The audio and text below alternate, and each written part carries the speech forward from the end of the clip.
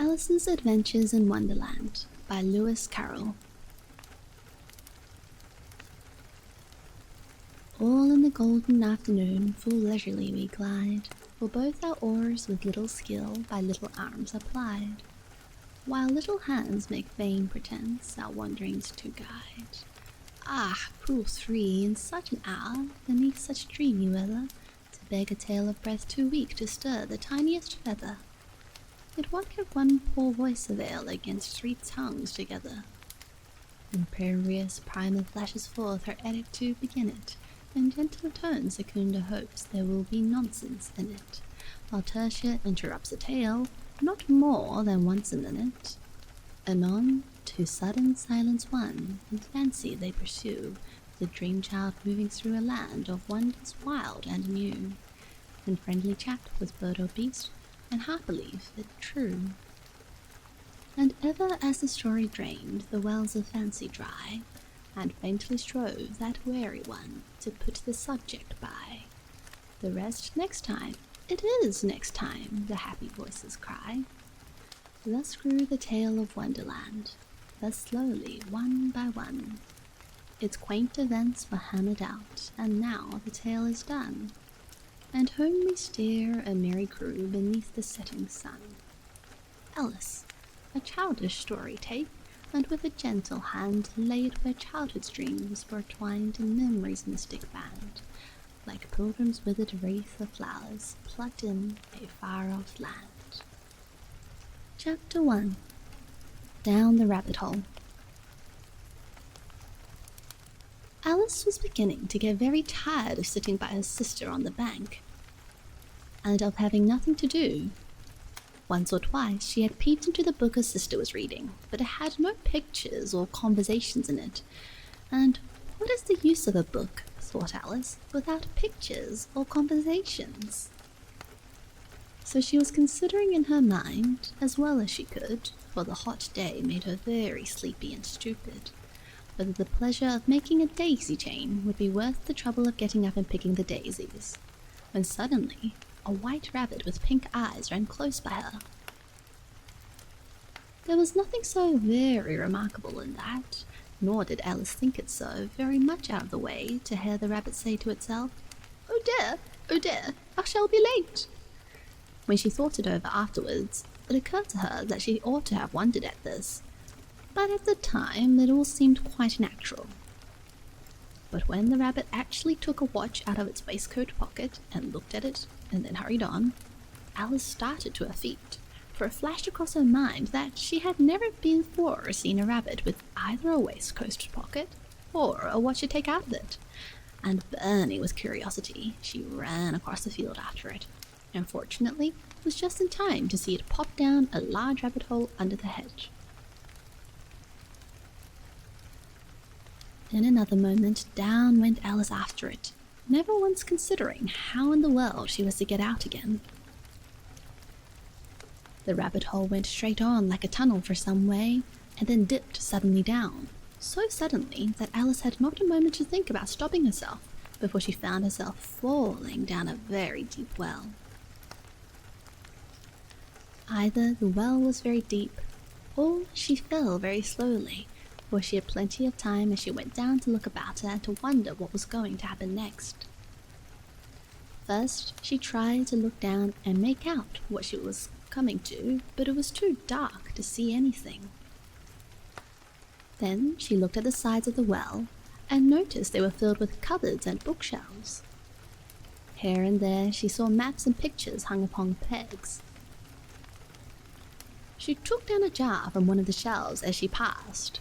It was labelled orange marmalade, but to her great disappointment, it was empty.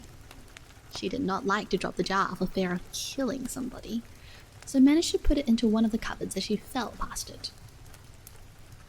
Well, thought Alice to herself, after such a fall as this, I shall think nothing of tumbling downstairs. How brave they'll all think me at home. Why, I wouldn't say anything about it, even if I fell off the top of the house, which was very likely true. Down, down, down. Would the fall never come to an end? wonder how many miles I've fallen by this time, she said aloud. I must be getting somewhere near the center of the earth. Let me see. That would be 4,000 miles down, I think. For, you see, Alice had learnt several things of this sort in her lessons in the schoolroom, and though this was not a very good opportunity for showing off her knowledge, as there was no one to listen to her, still, it was a good practice to say it over. Yes, that's about the right distance, but then I wonder what latitude or longitude I've got to. Alice had no idea what latitude was, or longitude either, but thought they were nice grand words to say. Presently, she began again. I wonder if I shall fall right through the earth. How funny it'll seem to come out among the people that walk with their heads downwards. The antipathies, I think. She was rather glad there was no one listening this time, as it didn't sound at all the right word. But I shall have to ask them what the name of the country is, you know. Please, ma'am, is this New Zealand or Australia? And she tried to curtsy as she spoke. Fancy curtsying as you're falling through the air. Do you think you could manage it? And what an ignorant little girl she'll think me for asking. No, it will never do to ask. Perhaps I shall see it written up somewhere. Down, down, down. There was nothing else to do, so Alice soon began talking again. Dinah will miss me very much tonight, I should think. Dinah was the cat. I hope they'll remember her saucer of milk at tea time. Dinah, my dear, I wish you were down here with me. There are no mice in the air, I'm afraid, but you might catch a bat, and that's very like a mouse, you know. But do cats eat bats? I wonder. And here Alice began to get rather sleepy and went on saying to herself in a dreamy sort of way, do cats eat bats? Do cats eat bats? And sometimes, do bats eat cats? For you see, she couldn't answer either question. It didn't much matter which way she put it. She felt that she was dozing off and had just begun to dream that she was walking hand in hand with Dinah and saying to her very earnestly, Now, Dinah, tell me the truth. Did you ever eat a bat? When suddenly, thump, thump, down she came upon a heap of sticks and dry leaves, and the fall was over. Alice was not a bit hurt, and she jumped up onto her feet in a moment. She looked up, but it was all dark overhead. Before her was another long passage, and the white rabbit was still in sight, hurrying down it. There was not a moment to be lost. Away went Alice like the wind, and was just in time to hear it say as it turned a corner, Oh, my ears and whiskers, how late it's getting! She was close behind it when she turned the corner, but the rabbit was no longer to be seen. She found herself in a long, low hall which was lit up by a row of lamps hanging from the roof. There were doors all round the hall, but they were locked, and when Alice had been all the way down one side and up the other, trying every door, she walked sadly down the middle, wondering how she was ever to get out again. Suddenly, she came upon a little three-legged table, all made of solid glass. There was nothing on it except a tiny golden key, and Alice's first thought was that it might belong to one of the doors of the hall. But, alas, either the locks were too large or the key was too small. But at any rate, it would not open any of them. However, on the second time round, she came upon a low curtain she had not noticed before, and behind it was a little door about 15 inches high. She tried the little golden key in the lock, and to her great delight, it fitted. Alice opened the door and found that it led into a small passage, not much larger than a rat hole. She knelt down and looked along the passage into the loveliest garden you ever saw. how she longed to get out of that dark hall and wander about among those beds of bright flowers and those cool fountains, but she could not even get her head through the doorway. And even if my head would go through, thought poor Alice, it would be of very little use without my shoulders. Oh, how I wish I could shut up like a telescope. I think I could, if I only know how to begin. For you see, so many out-of-the-way things had happened lately that Alice had begun to think that very few things indeed were really impossible. There seemed to be no use in waiting by the little door, so she went back to the table, half hoping she might find another key on it, or at any rate, a book of rules for shutting people up like telescopes. This time she found a little bottle on it, which certainly was not here before, said Alice, and round the neck of the bottle was a paper label with the words, "Drink me," beautifully printed on it in large letters. It was all very well to say "drink me," but the wise little Alice was not going to do that in a hurry. "No, I'll look first," she said, "and see whether it's marked poison or not," for she had read several nice little histories about children who had got burnt and eaten up by wild beasts and other unpleasant things, all because they would not remember the simple rules their friends had taught them, such as that a red-hot poker will burn you if you hold it too long, and that if you cut your finger very deeply with a knife, it usually bleeds. And she had never forgotten that if you drink much from a bottle marked poison, it is almost certain to disagree with you sooner or later.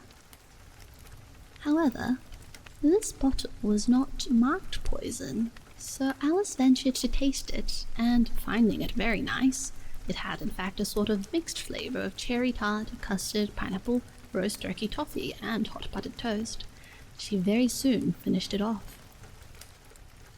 "What a curious feeling," said Alice.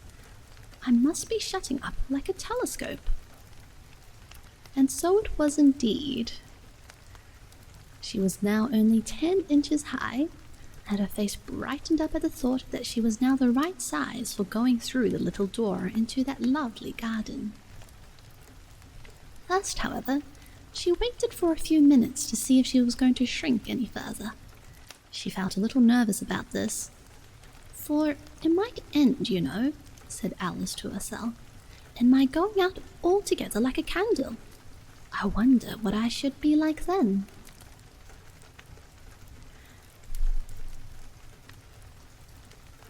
And she tried to fancy what the flame of a candle is like after the candle is blown out, for she could not remember ever having seen such a thing. After a while, finding that nothing more happened, she decided on going into the garden at once. But alas for poor Alice, when she got to the door, she found she had forgotten the little golden key, and when she went back to the table for it, she found she could not possibly reach it. She could see it quite plainly through the glass, and she tried her best to climb up one of the legs of the table, but it was too slippery, and when she had tired herself out with trying, the poor little thing sat down and cried. "Come, there's no use in crying like that," said Alice to herself, rather sharply. "I advise you to leave off this minute." She generally gave herself very good advice, though she very seldom followed it, and sometimes she scolded herself so severely as to bring tears into her eyes, and once she remembered trying to box her own ears by having cheated herself in a game of croquet she was playing against herself, for this curious child was very fond of pretending to be two people. But it's no use now, thought poor Alice, to pretend to be two people. Why, there's hardly enough of me left to make one respectable person. Soon her eye fell on a little glass box that was lying under the table. She opened it and found in it a very small cake on which the words "Eat me" were beautifully marked in currants. "Well, I'll kept it," said Alice, "and if it makes me grow larger, I can reach the key, and if it makes me grow smaller, I can creep under the door. So either way I'll get into the garden, and I don't care which happens." She ate a little bit and said anxiously to herself, "Which way? Which way?" holding her hand on the top of her head to feel which way it was growing, and she was quite surprised to find that she remained the same size.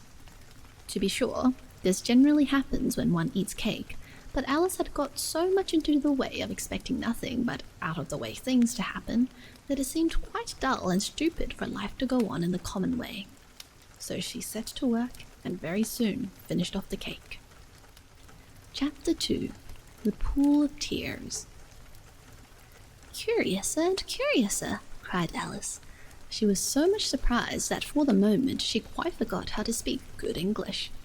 "Now I'm opening out like the largest telescope there ever was. Goodbye, feet." For when she looked down at her feet, they seemed to be almost out of sight. They were getting so far off. "Oh, my poor little feet. I wonder who'll put on your shoes and stockings for you now, my dears. I'm sure I shan't be able. I shall be a great deal too far off to trouble myself about you. You must manage the best you can. But I must be kind to them," thought Alice, "or perhaps they won't walk the way I want to go. Let me see. I'll give them a new pair of boots every Christmas."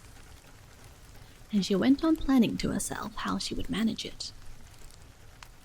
"I must go by the carrier," she thought, "and how funny it'll seem sending presents to one's own feet, and how odd the directions will look. Alice's right foot, hearthrug, near the fender, with Alice's love. Oh dear, what nonsense I'm talking." Just then her head struck against the roof of the hall. In fact, she was now more than 9 feet high, and she at once took up the little golden key and hurried off to the garden door. Poor Alice! It was as much as she could do, lying down on one side, to look through into the garden with one eye, but to get through was more hopeless than ever. She sat down and began to cry again. "You ought to be ashamed of yourself," said Alice. "A great girl like you," she might well say this, "to go on crying in this way. Stop this moment, I tell you." But she went on all the same, shedding gallons of tears, until there was a large pool all around her, about 4 inches deep and reaching half down the hall. After a time she heard a little pattering of feet in the distance, and she hastily dried her eyes to see what was coming. It was the White Rabbit returning, splendidly dressed, with a pair of white kid gloves in one hand and a large fan in the other. He came trotting along in a great hurry, muttering to himself as he came, "Oh, the Duchess, the Duchess! Oh, would she be savage if I've kept her waiting?" Alice felt so desperate that she was ready to ask help of anyone, so when the rabbit came near her she began, in a low, timid voice, "If you please, sir." The rabbit started violently, dropped the white kid gloves and the fan, and scurried away into the darkness as hard as he could go. Alice took up the fan and gloves, and, as the hall was very hot, she kept fanning herself all the time she went on talking. "Dear, dear, how queer everything is today. And yesterday things went on just as usual. I wonder if I've been changed in the night. Let me think. Was I the same when I got up this morning? I almost think I can remember feeling a little different. But if I'm not the same, the next question is, who in the world am I? Ah, that's the great puzzle." And she began thinking over all the children she knew that were of the same age as herself, to see if she could have been changed for any of them. "I'm sure I'm not Ada," she said, "for her hair goes in such long ringlets and mine doesn't go in ringlets at all. And I'm sure I can't be Mabel, for I know all sorts of things, and she knows a very little. Besides, she's she, and I'm I, and oh dear, how puzzling it all is. I'll try if I know all the things I used to know. Let me see. 4 times 5 is 12, and 4 times 6 is 13, and 4 times 7 is... Oh dear, I shall never get to 20 at that rate. However, the multiplication table doesn't signify. Let's try geography.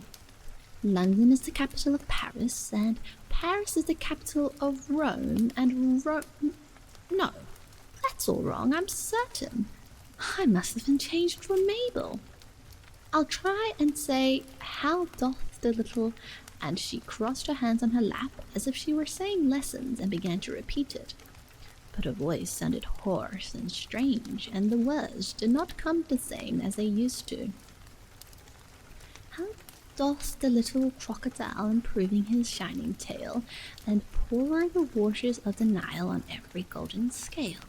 How cheerfully he seems to grin, how neatly spread his claws, and welcome little fishes in with gently smiling jaws. I'm sure those are not the right words, said poor Alice, and her eyes filled with tears again as she went on.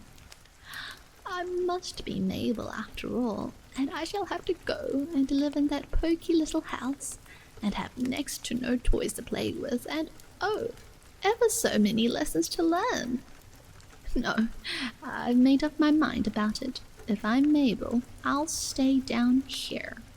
There will be no use their putting their heads down and saying, "Come up again, dear," and I shall only look up and say, "Who am I then? Tell me that first, and then, if I like being that person, I'll come up. If not, I'll stay down here till I'm somebody else." But, oh dear, cried Alice with a sudden burst of tears, I do wish they would put their heads down. I am so very tired of being all alone here. As she said this, she looked down at her hands, and was surprised to see that she had put on one of the rabbit's little white kid gloves while she was talking. How can I have done that? She thought. I must be growing small again. She got up and went to the table to measure herself by it, and found that as nearly as she could guess, she was now about 2 feet high, and was going on shrinking rapidly. She soon found out that the cause of this was the fan she was holding, as she dropped it hastily, just in time to avoid shrinking away altogether. That was a narrow escape, said Alice, a good deal frightened at the sudden change, but very glad to find herself still in existence. And now for the garden. And she ran with all speed back to the little door, but alas, the little door was shut again, and the little golden key was lying on the glass table as before. And things are worse than ever, thought the poor child, for I never was so small as this before, never, and I declare it's too bad that it is. As she said these words, her foot slipped, and in another moment, splash, and she was up to her chin in salt water. Her first idea was that she had somehow fallen into the sea, and in that case I can go back by railway, she said to herself. Alice had been to the seaside once in her life, and had come to the general conclusion that wherever you go on the English coast, you find a number of bathing machines in the sea, some children digging in the sand with wooden spades, then a row of lodging houses, and behind them a railway station. However, she soon made out that she was in the pool of tears which she had wept when she was 9 feet high. I wish I hadn't cried so much, said Alice as she swam about, trying to find her way out. I shall be punished for it now, I suppose, by being drowned in my own tears. That will be a queer thing, to be sure. However, everything is queer today. Just then, she heard something splashing about in the pool a little way off, and she swam nearer to make out what it was. At first, she thought it must be a walrus or a hippopotamus, but then she remembered how small she was now, and she soon made out that it was only a mouse that had slipped in like herself. Would it be of any use now, thought Alice, To speak to this mouse? Everything is so out of the way down here that I should think very likely it can talk. At any rate, there's no harm in trying. So she began. Oh, mouse, do you know the way out of this pool? I am very tired of swimming about in here. Oh, mouse. Alice thought this must be the right way of speaking to a mouse. She had never done such a thing before, but she remembered having seen in her brother's Latin grammar, a mouse of a mouse to a mouse, oh mouse. The mouse looked at her rather inquisitively and seemed to wink with one of its little eyes, but it said nothing. Perhaps it doesn't understand English, thought Alice. I dare say it's a French mouse come over with William the Conqueror. For, with all her knowledge of history, Alice had no very clear notion how long ago anything had happened. So she began again. Où est ma chatte? Which was the first sentence in her French lesson book. The mouse gave a sudden leap out of the water and seemed to quiver all over with fright. Oh, I beg your pardon, cried Alice hastily, afraid that she had hurt the poor animal's feelings. I quite forgot you didn't like cats. Not like cats? Cried the mouse in a shrill, passionate voice. Wouldn't you like cats if you were me? Well, perhaps not, said Alice in a soothing tone. Don't be angry about it. And yet, I wish I could show you our cat Dina. I think you'd take a fancy to cats if you could only see her. She is such a dear, quiet thing. Alice went on, half to herself as she swam lazily about in the pool. And she sits purring so nicely by the fire, licking her paws and washing her face. And she is such a nice, soft thing to nurse, and she's a capital one for catching mice. Oh, I beg your pardon, cried Alice again, for this time the mouse was bristling all over, and she felt certain it must be really offended. We won't talk about her any more if you'd rather not. We indeed, cried the mouse, who was trembling down to the end of his tail. As if I would talk on such a subject. Our family always hated cats, nasty, low, vulgar things. Don't let me hear the name again. I won't, indeed, said Alice, in a great hurry to change the subject of conversation. Are you fond of dogs? The mouse did not answer, so Alice went on eagerly. There is such a nice little dog near our house I should like to show you. A little bright-eared terrier, you know, with such long, curly brown hair, and it'll fetch things when you throw them, and it'll sit up and beg for its dinner, and all sorts of things. I can't remember half of them, and it belongs to a farmer, you know, and he says it's so useful. It's worth £100. He says it kills all the rats, and oh dear, cried Alice in a sorrowful tone, I'm afraid I've offended it again. For the mouse was swimming away from her as hard as it could go, and making quite a commotion in the pool as it went. So she called softly after it, Mouse dear, do come back again, and we won't talk about cats or dogs either if you don't like them. When the mouse heard this, it turned around and swam slowly back to her. Its face was quite pale, with passion, Alice thought, and it said in a low, trembling voice, Let us get to the shore, and I'll tell you my history, and you'll understand why it is I hate cats and dogs. It was high time to go, for the pool was getting quite crowded with the birds and animals that had fallen into it. There was a duck and a dodo, a lory and an eaglet, and several other curious creatures. Alice led the way, and the whole party swam to the shore. Chapter 3. A caucus-race and a long tail. They were indeed a queer-looking party that assembled on the bank. The birds with draggled feathers, the animals with their fur clinging close to them, and all dripping wet, cross, and uncomfortable. The first question, of course, was how to get dry again. They had a consultation about this, and after a few minutes, it seemed quite natural to Alice to find herself talking familiarly with them, as if she had known them all her life. Indeed, she had quite a long argument with Laurie, who at last turned sulky and would only say, "I am older than you, and must know better." And this Alice would not allow without knowing how old it was, and as the Laurie positively refused to tell its age, there was no more to be said.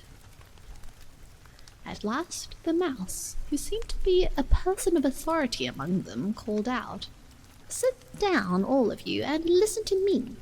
I'll soon make you dry enough." They all sat down at once in a large ring, with the mouse in the middle. Alice kept her eyes anxiously fixed on it, for she felt sure she would catch a bad cold if she did not get dry very soon. Said the mouse with an important air. "Are you all ready? This is the driest thing, I know. Silence all round, if you please. William the Conqueror, whose cause was favoured by the Pope, and soon submitted to by the English, who wanted leaders, and had been of late much accustomed to usurpation and conquest. Edward and Morcar, the Earls of America and Northumbria." "Ugh," said the Laurie, with a shiver. "I beg your pardon," said the mouse, frowning, but very politely. "Did you speak?" "Not I," said the Laurie hastily. "I thought you did," said the mouse. "I proceed. Edwin and Morcar, the Earls of Mercia and Northumbria, declared for him, and even Stigand, the patriotic Archbishop of Canterbury, found it advisable." "Found what?" said the duck. "Found it," the mouse replied rather crossly. "Of course you know what it means." "I know what it means well enough when I find a thing," said the duck. "It's generally a frog or a worm. The question is, what did the Archbishop find?" The mouse did not notice this question, but hurriedly went on. "Found it advisable to go with Edgar Atheling to meet William and offer him the crown. William's conduct at first was moderate, but the insolence of his Normans— How are you getting on now, my dear?" it continued, turning to Alice as it spoke. "As wet as ever," said Alice in a melancholy tone. "It doesn't seem to dry me at all." "In that case," said the dodo solemnly, rising to its feet, "I move that the meeting adjourn for the immediate adoption of more energetic remedies." "Speak English," said the eaglet. "I don't know the meaning of half those long words. What's more, I don't believe you do either." And the eaglet bent down its head to hide a smile. Some of the other birds tittered audibly. "What I was going to say," said the dodo in an offended tone, "was that the best thing to get us dry would be a caucus-race." "What is a caucus-race?" said Alice. Not that she wanted much to know, but the dodo had paused as if it thought that somebody ought to speak, and no one else seemed inclined to say anything. "Why," said the dodo, "the best way to explain it is to do it. And as you might like to try the thing yourself some winter day, I will tell you how the dodo managed it." Thus it marked out a race course in a sort of circle. "The exact shape doesn't matter," it said, and then all the party were placed along the course here and there. There was no 1, 2, 3 and away, but they began running when they liked, and left off when they liked, so that it was not easy to know when the race was over. However, when they had been running half an hour or so and were quite dry again, the dodo suddenly called out, "The race is over!" And they all crowded round it, panting and asking, But who has won?"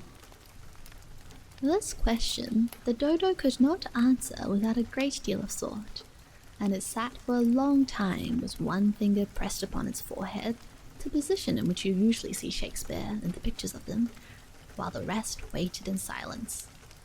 At last the dodo said, "Everybody has won, and all must have prizes." "But who is to give the prizes?" quite a chorus of voices asked.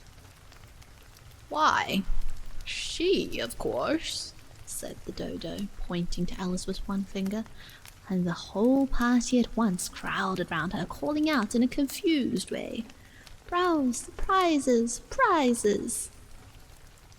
Alice had no idea what to do, and in despair she put her hand in her pocket and pulled out a box of comfits.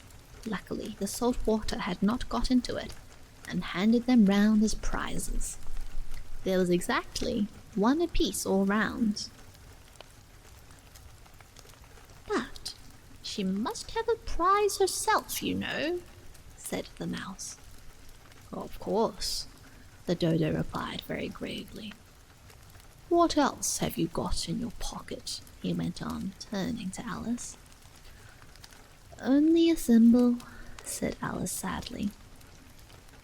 "Hand it over here," said the dodo. Then they all crowded round her once more, while the dodo solemnly presented the thimble, saying, "We beg your acceptance of this elegant thimble." And when it had finished this short speech, they all cheered. Alice thought the whole thing very absurd, but they all looked so grave that she did not dare to laugh, and, as she could not think of anything to say, she simply bowed and took the thimble, looking as solemn as she could. The next thing was to eat the comfits.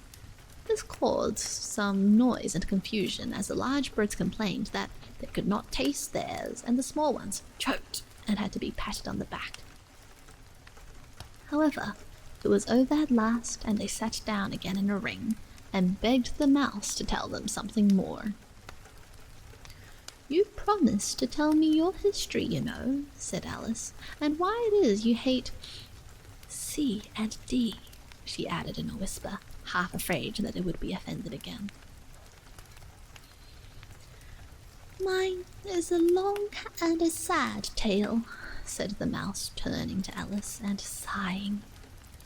"It is a long tale, certainly," said Alice, looking down with wonder at the mouse's tail. "But why do you call it sad?" And she kept on puzzling about it while the mouse was speaking, so that her idea of the tale was something like this.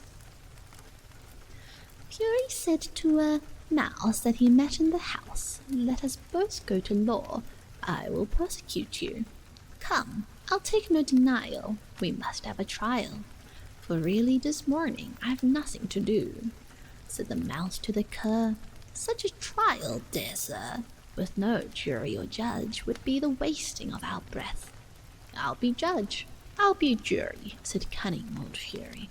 'I'll try the whole cause and condemn you to death.'" "You are not attending," said the mouse to Alice severely. "What are you thinking of?" "I beg your pardon," said Alice very humbly. "You had got to the fifth bend, I think." "I had not," cried the mouse sharply and very angrily. "Not," said Alice, always ready to make herself useful, and looking anxiously about her. "Oh, do let me help to undo it." "I shall do nothing of the sort," said the mouse, getting up and walking away. "You insult me by talking such nonsense." "I didn't mean it," pleaded poor Alice, "but you're so easily offended, you know." The mouse only growled in reply. "Please come back and finish your story," Alice called after it, and the others all joined in chorus. Yes, please do. But the mouse only shook its head impatiently and walked a little quicker. What a pity it wouldn't stay, sighed the lorry as soon as it was quite out of sight, and an old crab took the opportunity of saying to her daughter, my dear, let this be a lesson to you never to lose your temper. Hold your tongue, Ma, said the young crab a little snappishly. You're enough to try the patience of an oyster. I wish I had our Dina here, I know I do, said Alice aloud, addressing nobody in particular. She'd soon fetch it back. And who is Dina, if I might venture to ask the question, said the lorry.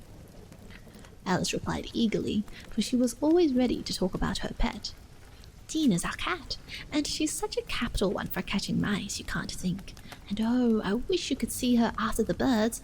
Why, she'll eat a little bird as soon as look at it. This speech caused a remarkable sensation among the party. Some of the birds hurried off at once. One old magpie began wrapping itself up very carefully, remarking, I really must be getting home. The night air doesn't suit my throat. And a canary called out in a trembling voice to his children, Come away, dears. It's high time you were all in bed. On various pretexts, they all moved off, and Alice was soon left alone.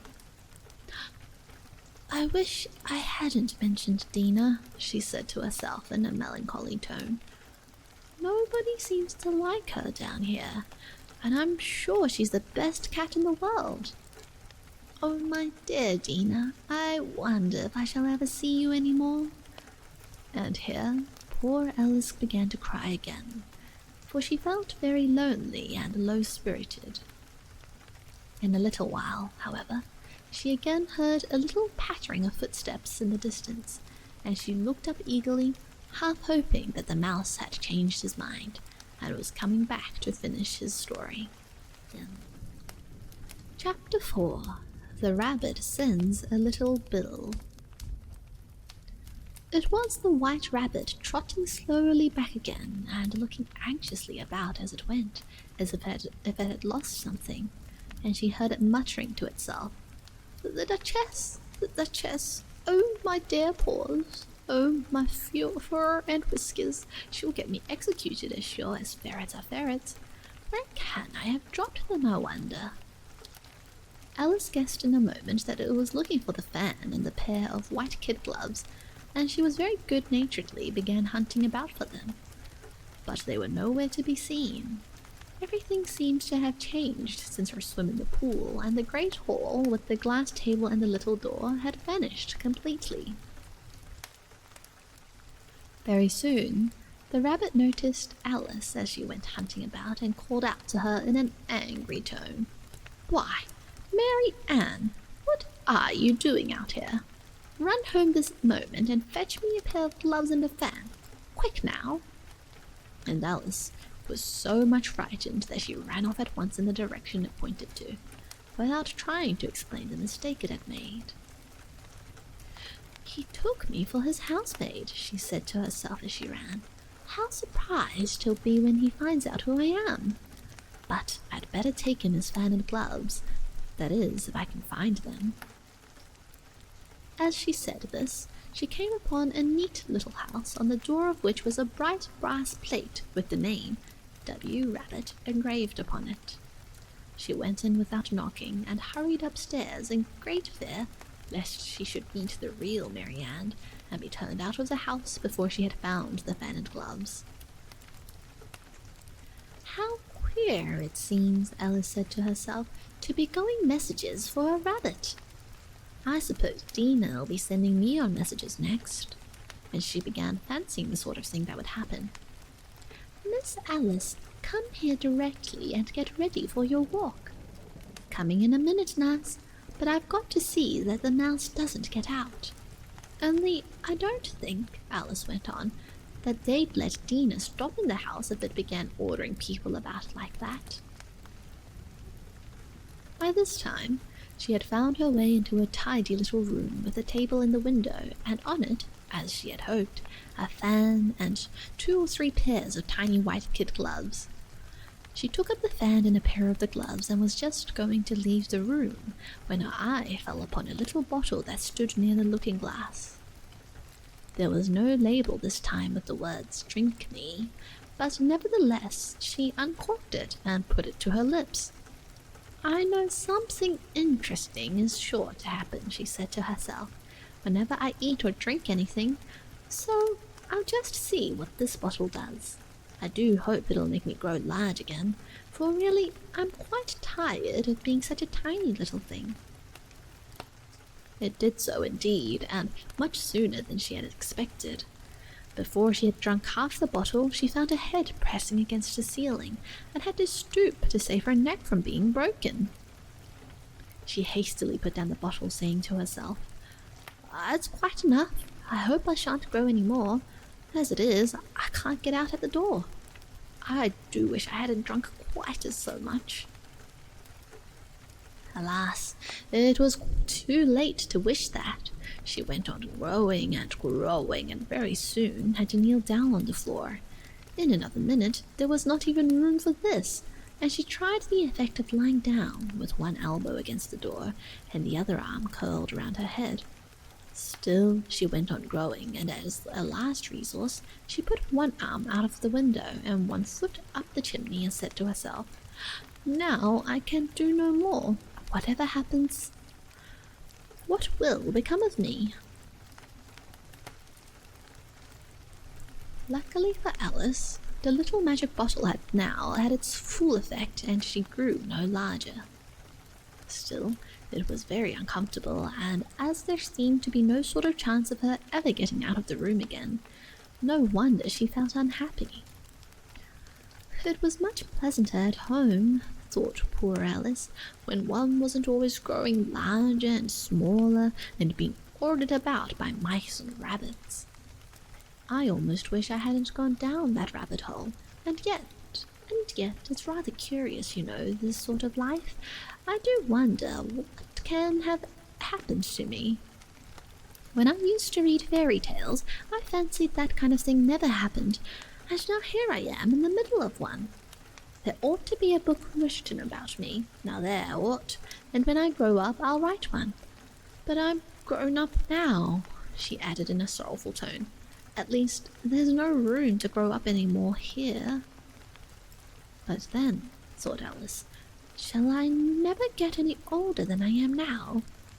That'll be a comfort one way, never to be an old woman, but then always to have lessons to learn. Oh, I shouldn't like that. "Oh, you foolish Alice," she answered herself.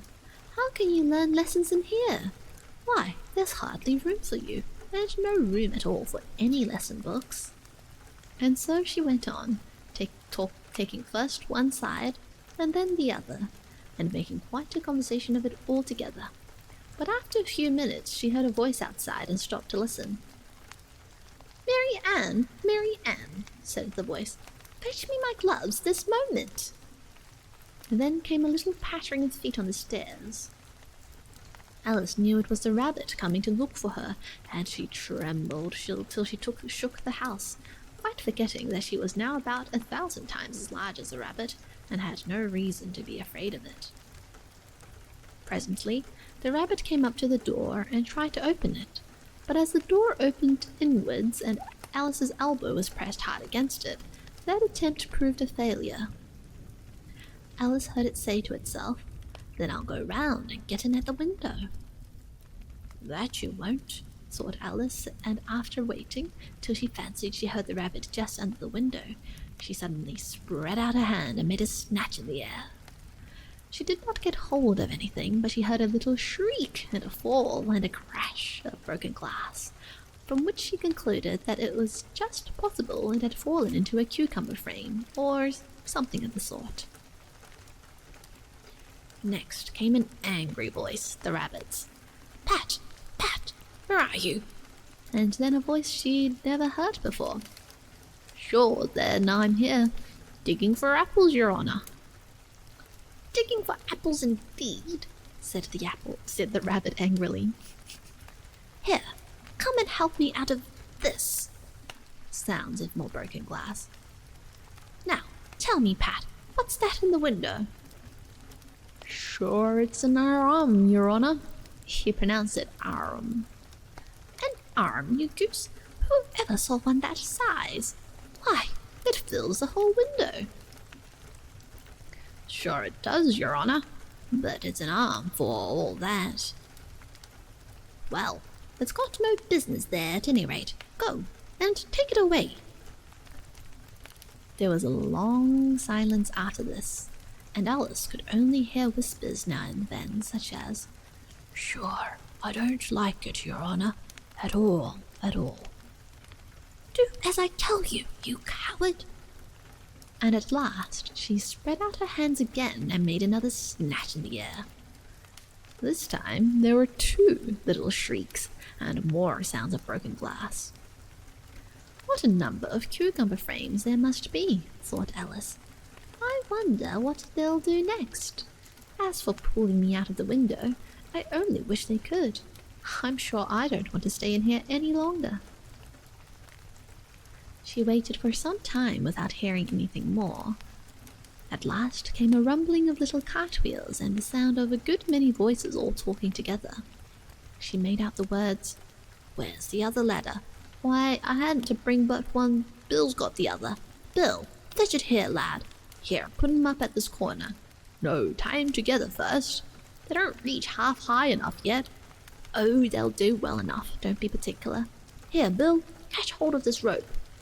Will the roof bear? Mind that loose slate. Oh, it's coming down, heads below. A loud crash. Now, who did that? It was Bill, I fancy. Who's to go down the chimney? Nay, I shan't. You do it. That I won't, then. Bill's to go down. Here, Bill, the master says you're to go down the chimney. Oh, so Bill's got to come down the chimney, has he? Said Alice to herself. Shy, they seem to put everything upon Bill. I wouldn't be in Bill's place for a good deal. This fireplace is narrow, to be sure, but I think I can kick it a little. She drew her foot as far down the chimney as she could, and waited till she heard a little animal, she couldn't guess of what sort it was, scratching and scrambling about in the chimney close above her, then saying to herself, This is Bill. She gave one sharp kick and waited to see what would happen next. The first thing she heard was a general chorus of, There goes Bill. Then the rabbit's voice along, Catch him, you, by the hedge. Then silence, and then another confusion of voices. Hold up his head now. Brandy now. Don't choke him. How was it, old fellow? What happened to you? Tell us all about it. Last came a little feeble, squeaking voice. That's Bill, thought Alice. Well, I hardly know. No more, thank ye. I'm better now, but I'm a deal too flustered to tell you. All I know is something comes at me like a jack-in-the-box, and up I goes, like a skyrocket. So you did, old fellow, said the others. We must burn the house down, said the rabbit's voice, and Alice called out as loud as she could. If you do, I'll set Dina on you. There was dead silence instantly, and Alice thought to herself, I wonder what they will do next. If they had any sense, they'd take the roof off. After a minute or two, they began moving about again, and Alice heard the rabbit say, A barrelful will do to begin with. A barrelful of what? Thought Alice. But she had not long to doubt, for the next moment a shower of little pebbles came rattling in at the window, and some of them hit her face. I'll put a stop to this, she said to herself, and shouted out, You'd better not do that again, which produced another dead silence. Alice noticed with some surprise that the pebbles were all turning into little cakes as they lay on the floor, and a bright idea came into her head. If I eat one of these cakes, she thought, it's sure to make some change in my size, and As it can't possibly make me larger, it must make me smaller, I suppose. So she swallowed one of the cakes and was delighted to find she began shrinking directly. As soon as she was small enough to get through the door, she ran out of the house and found quite a crowd of little animals and birds waiting outside. The poor little lizard Bill was in the middle, being held up by 2 guinea pigs who were giving it something out of a bottle. They all made a rush at Alice the moment she appeared, but she ran off as hard as she could and soon found herself safe in a thick wood. "The first thing I've got to do," said Alice to herself as she wandered about in the wood, "is to grow to my right size again, and the second thing is to find my way into that lovely garden. I think that will be the best plan." It sounded an excellent plan, no doubt, and very simply and neatly arranged. The only difficulty was that she had not the smallest idea how to set about it, and while she was peering about anxiously among the trees, a little sharp bark just over her head made her look up in a great hurry. An enormous puppy was looking down at her with large, round eyes and feebly stretching out one paw trying to touch her.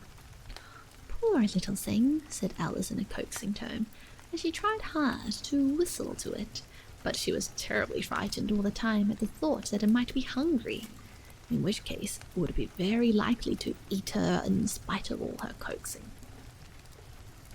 Hardly knowing what she did, she picked up a little bit of stick and held it out to the puppy, whereupon the puppy jumped into the air off all its feet at once with a yelp of delight and rushed at the stick and made believe to worry it. Then Alice dodged behind a great thistle to keep herself from being run over, and the moment she appeared on the other side, the puppy made another rush at the stick and tumbled head over heels in its hurry to get hold of it. Then Alice, thinking it was very like having a game of play with a cart horse and expecting every moment to be trampled under its feet, ran round the thistle again. Then the puppy began a series of short charges at the stick, running a very little way forwards each time and a long way back, and barking hoarsely all the while, till at last it sat down a good way off, panting, with its tongue hanging out of its mouth and its great eyes half shut. This seemed to Alice a good opportunity for making her escape, so she set off at once and ran till she was quite tired and out of breath, until the puppy's bark sounded quite faint in the distance. "And yet what a dear little puppy it was," said Alice as she leant against a buttercup to rest herself, and fanned herself with one of the leaves. "I should have liked teaching it tricks very much, if only I'd been the right size to do it. Oh dear, I'd nearly forgotten that I've got to grow up again. Let me see, how is it to be managed? I suppose I ought to eat or drink something or other, but the great question is, what?" The great question certainly was, what? Alice looked all around her at the flowers and the blades of grass, but she did not see anything that looked like the right thing to eat or drink under the circumstances. There was a large mushroom growing near her, about the same height as herself, and when she had looked under it, and on both sides of it, and behind it, it occurred to her that she might as well look and see what was on the top of it. She stretched herself up on tiptoe and peeped over the edge of the mushroom, and her eyes immediately met those of a large caterpillar that was sitting on the top with its arms folded, quietly smoking a long hookah and taking not the smallest notice of her or of anything else.